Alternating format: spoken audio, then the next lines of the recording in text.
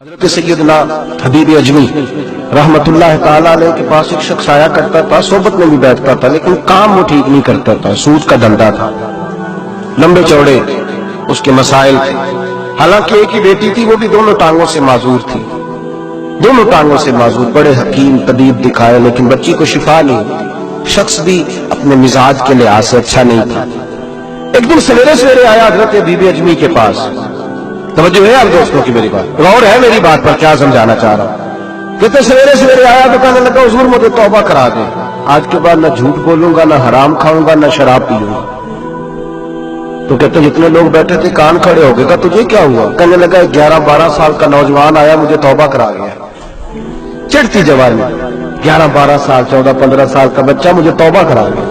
تو کہتے ہم محو حیرت ہوئے کہ اتنا سا بچہ؟ تو کہتے ہیں کسی نیک باپ کا بیٹا تھا، کسی پرہیزگار ماں کا بیٹا تھا، گھر میں تربیت ہوئی۔ اتنے بچے تو خانقاہ بھی نہیں جاتے، اتنے سے بچے تھوڑی کسی ادارے کے فارغ التحصیل ہوتے ہیں، کس مدرسے سے پڑھے ہوتے ہیں؟ کہتے چھوٹی سی عمر۔ تو کہا جناب آپ کو کیسے ملا؟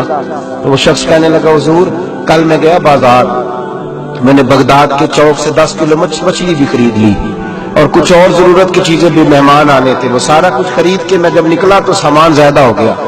چوک میں مزدور بیٹھے ہوتے تھے، میں نے کہا بھئی میرے ساتھ فلاں محلے تک سامان پہنچانا ہے۔ وہ بچہ کہنے لگا چچا اگر میں چلوں تو، میں نے اس کو ایڈریس وغیرہ بتلایا تو 3 دینار مزدوری طے ہو گئی سامان گھر پہنچانے کی۔ کہتے میرے ساتھ وہ نکلا اور جب رستہ طے کرنے لگا تو رستے میں گرمی بڑی سخت تھی، ظہر کا وقت تھا، ذرا ہم نے چند قدم اٹھائے، 2-4 گلیاں گزرے تھے کہ اذان ظہر کی آواز آنے لگی۔ تو کہتے ہیں بڑی منت کے انداز میں، بڑی گزارش کے انداز میں میری طرف دیکھا، عمر چھوٹی سی ہے، کہنے لگا چچا اگر اجازت مل جائے تو میں ظہر کی نماز پڑھ لوں۔ کہتے ہیں میں ایک جگہ پھٹے پہ بیٹھ گیا اور گپے کرنے لگا، سامان وہاں رکھا، میں نے کہا پڑھ لے نماز۔ کہتے ہیں بچہ نماز پڑھنے چلا گیا، باقی لوگ دیر سے آئے، وہ نماز پڑھ کے جلدی آ گیا۔ میں نے کہا بیٹے تو جلدی آ گیا ہے؟ کہنے لگا اس لیے جلدی آیا ہوں کہ آپ یہ نہ سمجھے یہ کام چور ہے، میں نے نفل چھوڑ دیے ہیں، فارغ ہو کے پڑھ لوں گا۔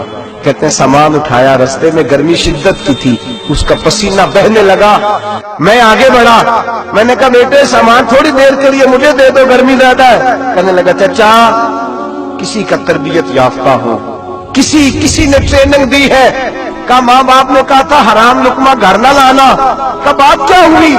کہنے لگے میں آپ کو نہیں دے سکتا، اس لیے کہ 3 دینار مزدوری گھر پہنچانے کی طے کی ہے، اگر آپ اٹھائیں گے تو پھر میں پیسے پورے نہیں لوں گا۔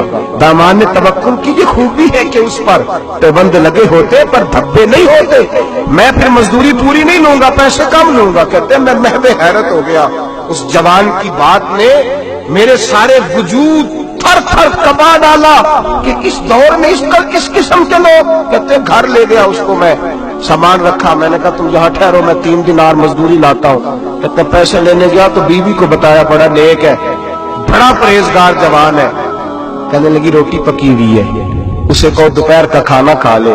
کہتے ہیں میں باہر گیا، 3 دینار تھمائے، میں نے کہا بیٹے ایک بات مانو گے؟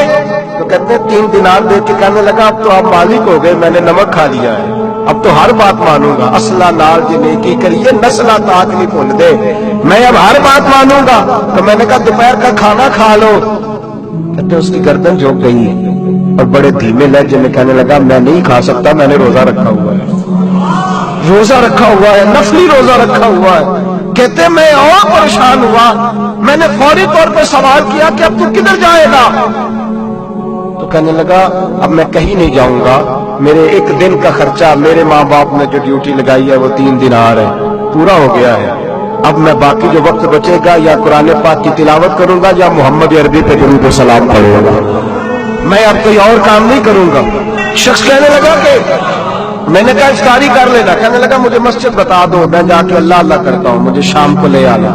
افطاری ہمارے ساتھ اس کی طے ہو گئی، مسجد چلا گیا، مغرب بعد لینے گیا تو کہنے لگا عشاء کے بعد آنا، اب تو میں نے پانی سے افطار کر لیا، کھانا کھانے جاؤں گا تو جماعت رہ جائے گی۔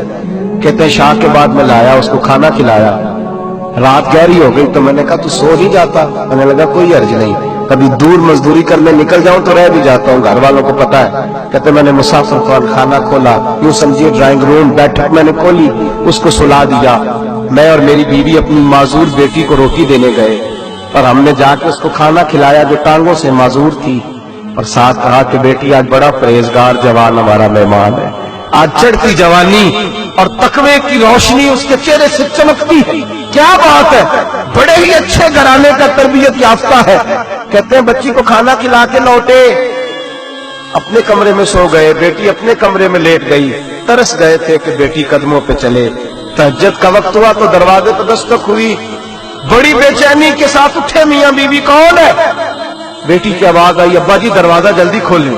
کہتے ہیں کلیجے پھٹنے لگے، ذہن بکھرنے لگے، سوچے ہیں کہ وہ 2-1 منٹ ہمارے اوپر پہاڑ بننے لگے، دروازہ کھولا تو وہ بیٹی جس کے لیے ترس گئے تھے کبھی چلے گی، وہ اپنی ٹانگوں پہ کھڑی ہے، کبھی دوڑ کے ادھر جاتی، کبھی دوڑ کے ادھر آتی۔ بیٹیاں پریشانی کا فون کر دے تو پھر بھی آنسو نکل آتے ہیں، اور بیٹی گھر میں خوشی آ جائے تو پھر بھی ماں باپ رو کے ہی شکر ادا کرتے ہیں، ان کے لیے روتے ہی رہتے ہیں۔ کہتے میں تڑپ گیا، بیوی بھی رونے لگی، بیٹے یہ کیا ہوا؟ ہم تو مایوس ہونے لگے تھے، معاذ اللہ جب تو ٹھیک نہیں ہوگی، کیا ہوا؟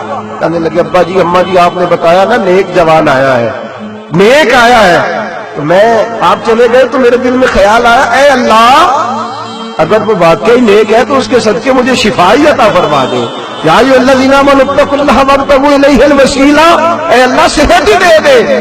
کہتے ابھی میری دعا بھی پوری نہیں ہوئی کہ میرا وجود حرکت کرنے لگا، اور یہ دیکھو میں اٹھ کے کھڑا ہو گئی ہوں۔ کہتے ہم لوگوں نے یہ دیکھا تو بھاگے اس کے کمرے کی جانب، جب دروازے پہ ہاتھ رکھا تو دروازہ کھل گیا، آگے گئے تو پلنگ خالی تھا، ایک رکا چھوڑ گیا ہے۔ کہنے لگا مجھے پتا ہے میری حقیقت کھل گئی ہے، میں نے یہ کرامت کوئی کمپنی کی مشہوری کے لیے نہیں دکھائی کہ لوگ میرے پیچھے بھاگنے لگے، مرید ہونے لگے، طواف کرنے لگے، میں تو اللہ کا بندہ ہوں۔ اگر تمہیں مجھ سے ذرا بھی پیار ہو گیا ہے تو پھر میرے پیچھے نہ بھاگنا، اللہ کی بارگاہ میں جھک جانا۔